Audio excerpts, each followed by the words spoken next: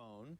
Before we get started, I just want to point out there's been a few bugs that I've had with this phone, and it looked like it was just exhibiting one of those. Oh, now it's all working.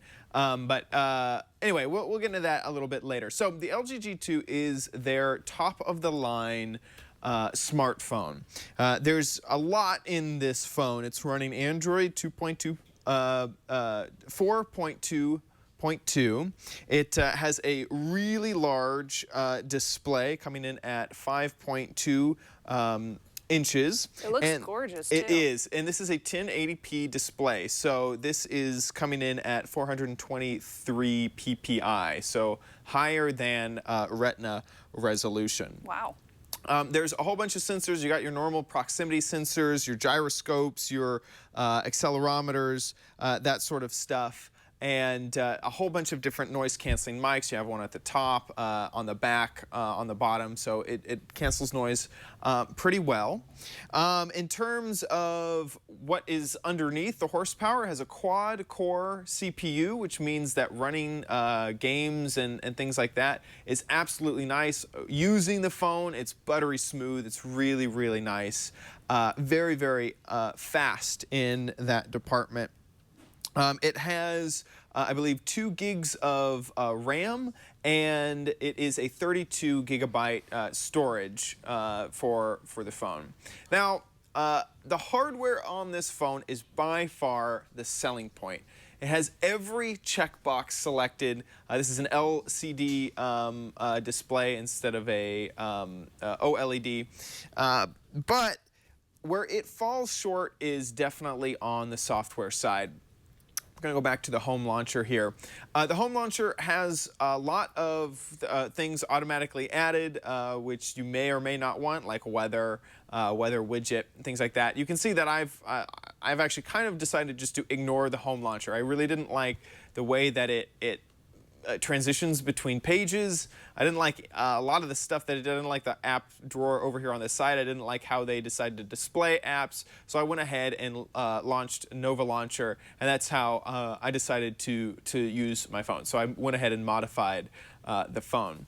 Next is something you use every day, which is notifications. This is your normal notifications pane, and you can see that you don't have not 1, 2, 3, but 4 rows of crap that is incredibly hard to disable. Originally, but you can get rid of it. You can get rid of 1 row. You can get rid of QSlide here.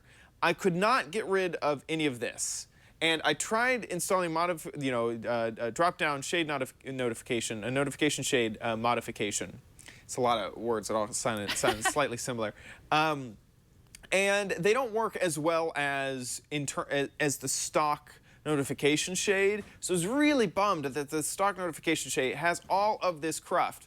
One thing is this QSlide, which when I got the phone, either I did not realize what QSlide was, or it was edited out. So if QSlide is gone, and we can go back, now that button is gone from this menu, so I can't get rid of QSlide. You would think that if you took it out of this first menu up here, it would just delete out of here. QSlide is sort of like a basic app tray, another app tray in your notifications. But this is only for apps that they've approved.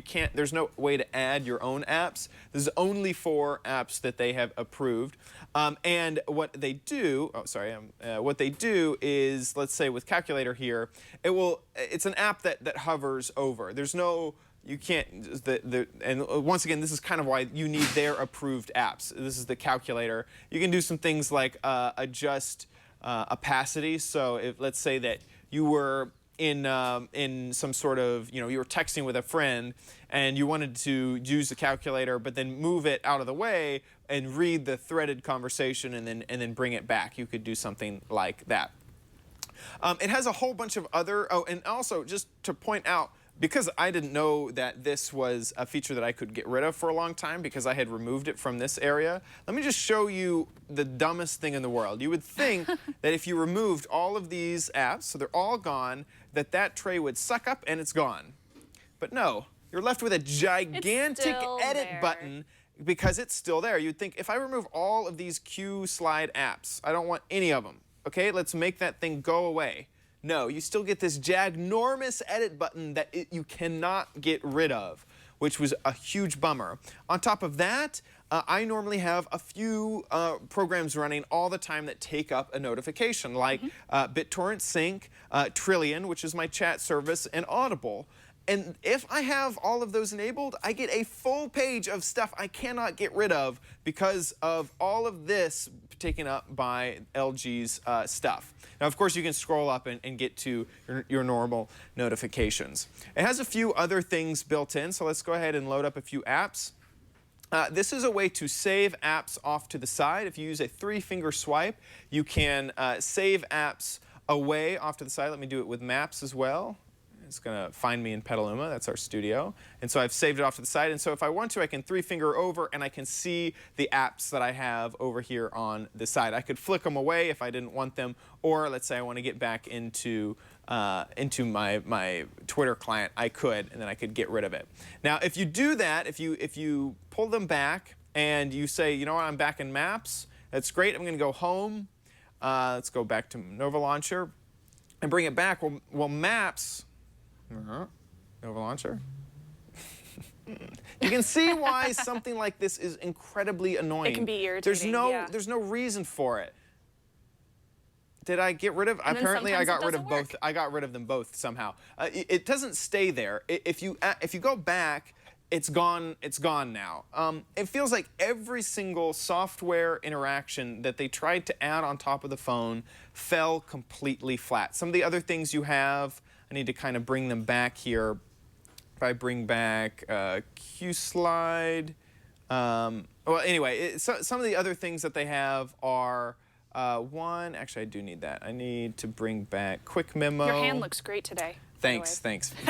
I need to bring back Quick Memo. They have some quiet mode, quick remote, those sort of things. These all come on the phone when you get them. So here's Quick Memo. What this does is it basically takes a screen grab of what you're looking at, and you can write on the screen. Let's say you don't want the screen behind it. You can drop down a little note, and you can write stuff on it. This all comes pre-installed. You could even do something like, let's say that you were like, okay, Mom, your email is this one right here. This is the email that you need, okay? Always use this for email. Don't use any of the other apps. You can actually offer this mode that allows it to place on top, and it's there. Now you can actually use the phone, and it's still there. So That's you could, cool. you could do that. It's kind of a neat feature, but it comes installed on the phone already. This isn't a feature that you can decide that you don't want. So they have quite a bit of bloatware They have already quite a bit of bloatware. In fact, it was hard to count the amount of bloatware. If I go down into settings has changed. This is a heavily skinned version of Android 4.2.2. Settings, of course, look super different. You got your display set. You have the Samsung-esque smart screen features where if you're looking at the screen, it'll look at your eyeballs and see if it should keep the screen awake or not. You have that sort of stuff.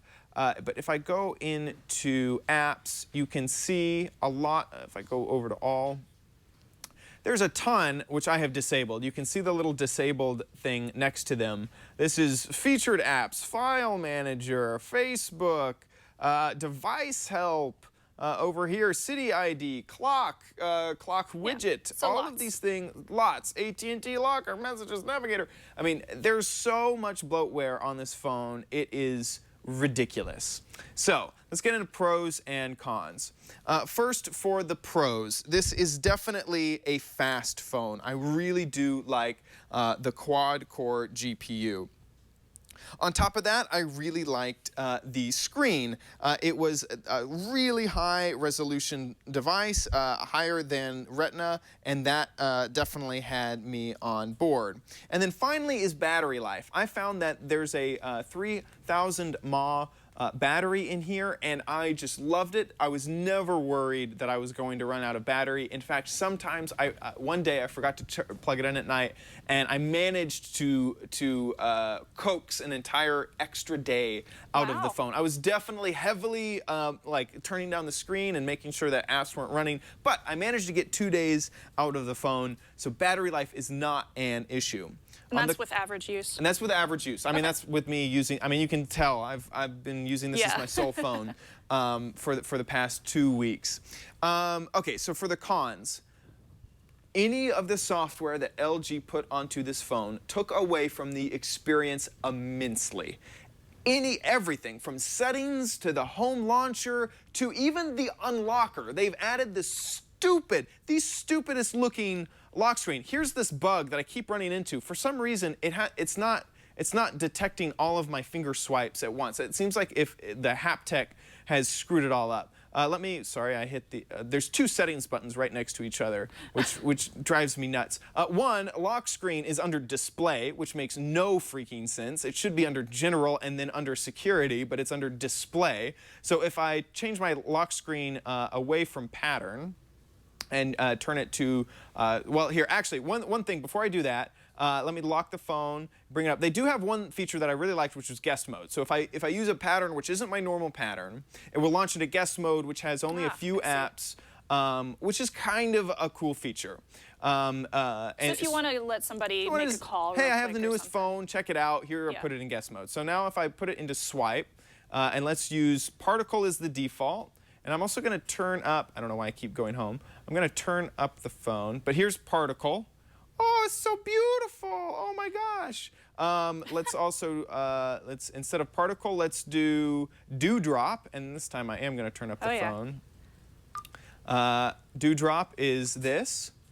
Here, I want you to listen to the sound too. So it does that every single time you open the phone.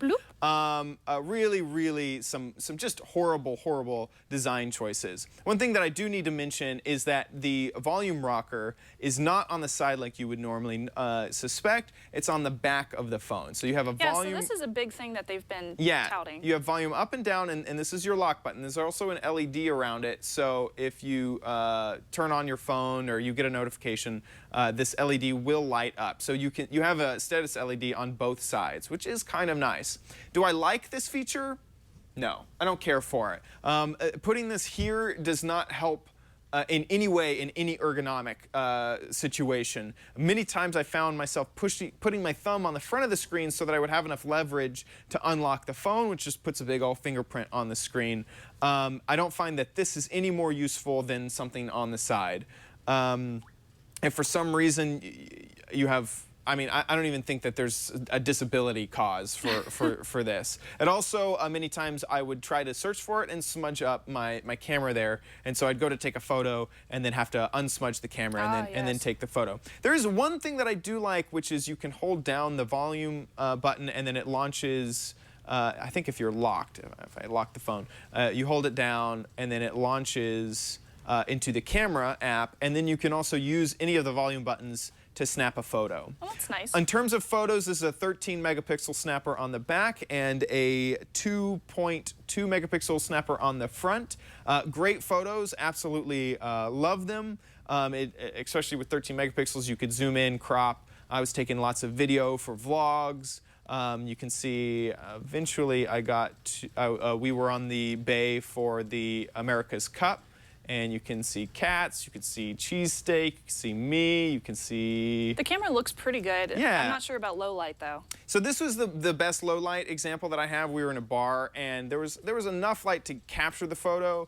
Low light was not perfect. It is not something that can deal with the Lumia line of phones. We were really testing out, you can see, here's all the tests of low light, like jumping up the gain as much as possible. Yeah, I believe we were testing this against Alex's phone. Yeah, against Alex's phone. He had a Lumia, I think it was the 1020.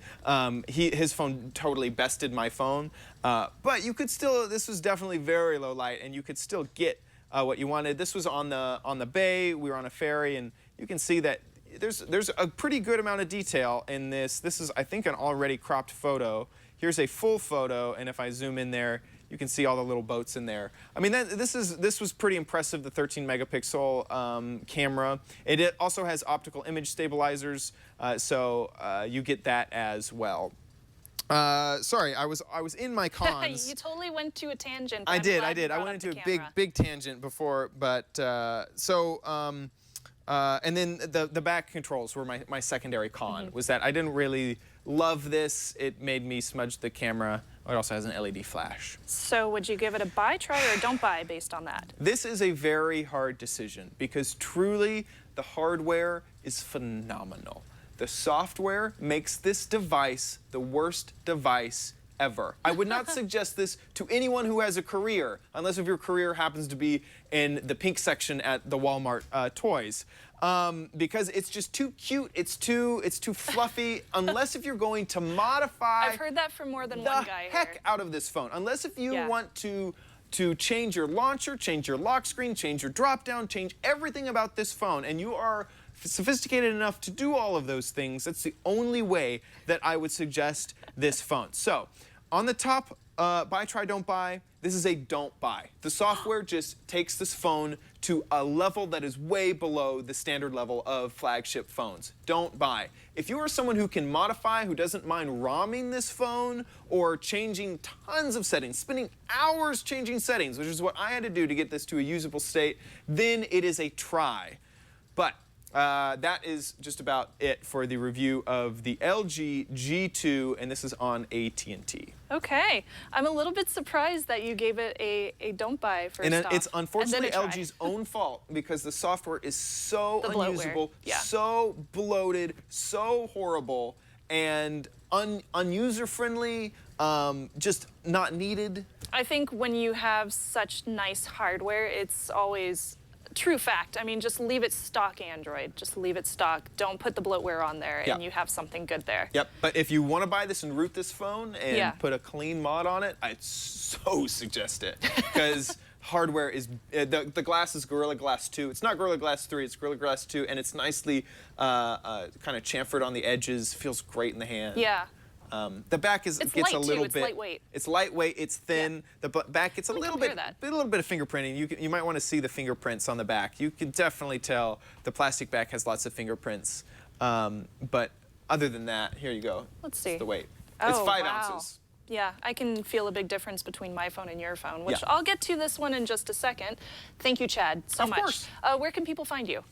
People can check out my personal YouTube channel at youtube.com/omgchad. I do before you buy. I do This Week in YouTube, which is twit.tv/TWIYT, and OMG Craft, so twit.tv/OMG Craft, which is a Minecraft show. Yay! It's very fun. Actually, one of my little cousins watches it. Oh, good. Yeah, it's so cute. Good. I introduced him to it, and he loves it. Yeah, Awesome. he's Thank like you. 9 years old, so don't curse on that show, okay? I won't. It'll always be family friendly. Thank you so much, Chad. That was an excellent. You can find out more about this fantastic offer by clicking the link in the description.